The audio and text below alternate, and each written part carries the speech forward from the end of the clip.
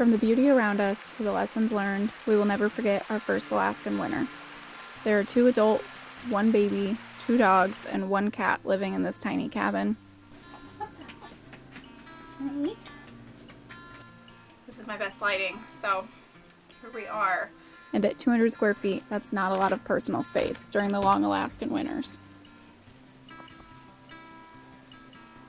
I've got a 15-gallon water tank in the storage room under the in-laws cabin that I'm going to 1 gallon at a time tote over here. Some days things are tight in our little space, but I cannot emphasize enough how grateful we are for it. This little cabin has been keeping us warm and cozy through some of the coldest nights we've seen in our lives.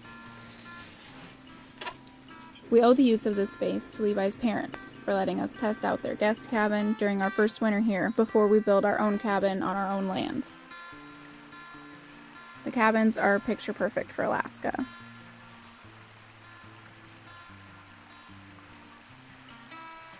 We moved here from Colorado in May of 2023 to get back into the wilderness. The wilderness where there isn't a ski town on the other side of the range and many mountains don't even have names. The wilderness with enough berries to sustain some of the biggest bears in the world and the homesteaders that live near them. The wilderness where snow machines are our main transportation vehicle and the moose outnumber the people.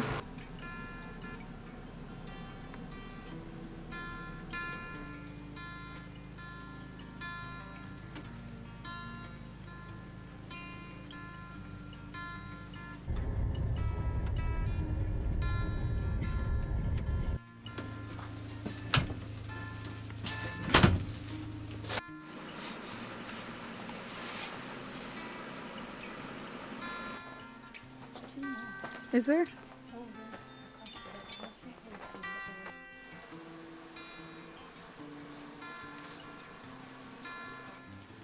Oh, there's the third one walking this way. Oh yeah.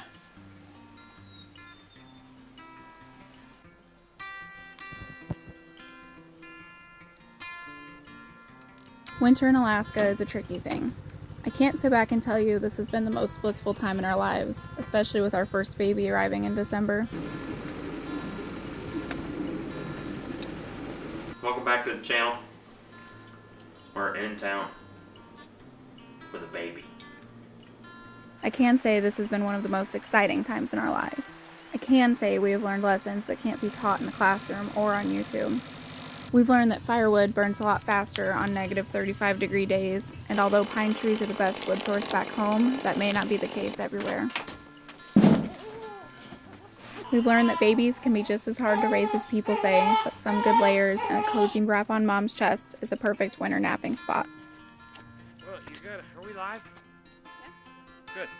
We've learned that the simplicity of an outhouse far outweighs the price of a plumbing and septic system that would be required anywhere else in the U.S. Toasters. Microwaves. We've learned that every single sacrifice we make in terms of normal living is worth it to catch and eat a salmon from the creek 50 yards out the front door.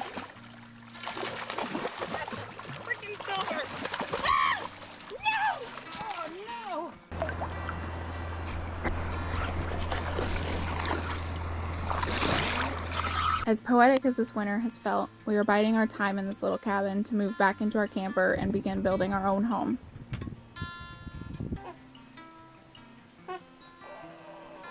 We've been somewhat displaced for almost 2 years now, and we are pining at the thought of a real kitchen again. At least as real of a kitchen as we were able to put in a simple Alaskan cabin. We'll have the main needs like running water and an oven to bake bread in. Our fridge will be small to conserve solar power, and our showers will be short to conserve water. If we have learned nothing else from the last 2 years, it is how little we truly need to live on. I've been cooking on a Coleman camp stove for 5 months now, and our current version of running water is obtained by a shelf in good old gravity. Don't get me wrong, I did say I am pining after that real kitchen. I like to think I'm proving a point about living in such a small space, but some days it's a little small. But we will always be able to look back and know what we were capable of.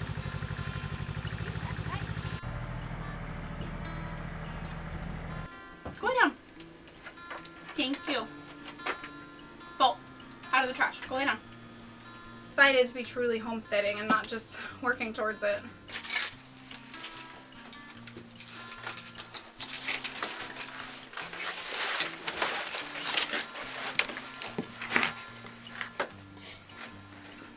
Our longest night lasted 19 hours, and our coldest day dropped to negative 39 degrees Fahrenheit. Frostbite can be developed in under 10 minutes at 40 below with 5-mile-per-hour wind chills.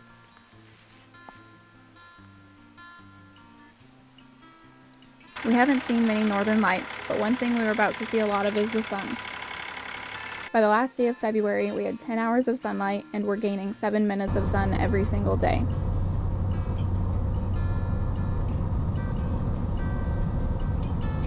By late June, we will have 20 hours of sunlight and 4 hours of quote-unquote night that can be better described as twilight or constant dusk. There isn't a good way to explain how ready we are for spring to begin construction on our cabin and homestead.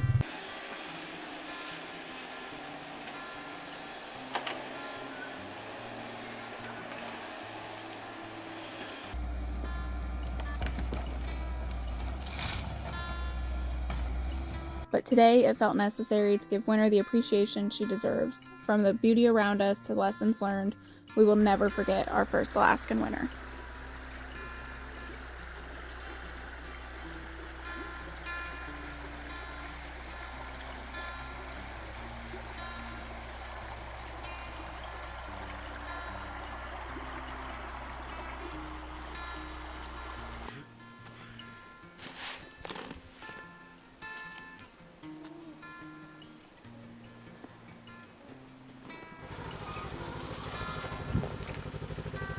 I didn't do this quite tight enough today.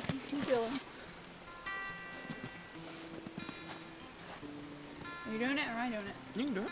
Welcome back to the channel. What? I was listening. Go ahead. You ain't giving me enough time. Dude acts like he's suffocating.